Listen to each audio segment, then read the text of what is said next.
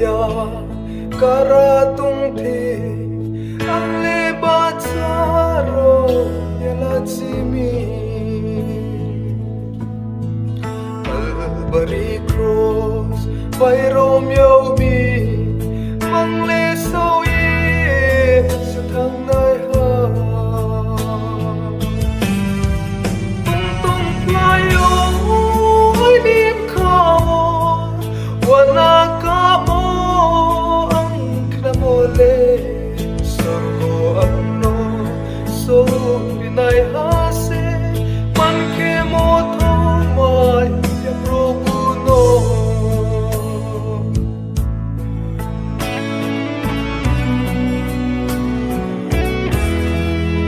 ultim lama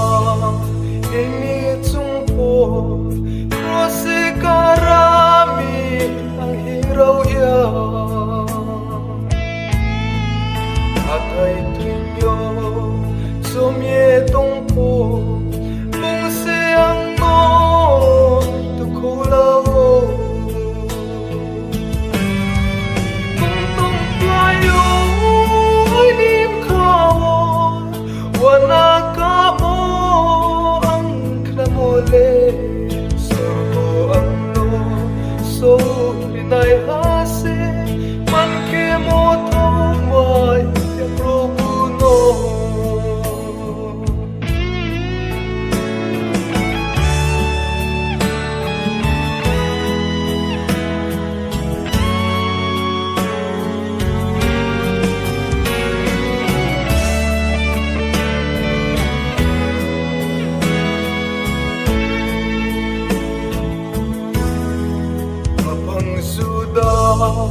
Tuirinaya suya ku tai kloi chumriye suni puso no chumriye mayo naya no kenaya tung tung playo ai nim khao wana ka mo sorgo ano so binay hase man ke mo thomay ya proguno hiraw ye cross ko nai huina ani tung no karinay raw vera moha mong samle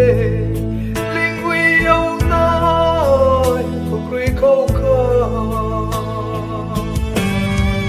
tung tung playo ai nim khao wana ka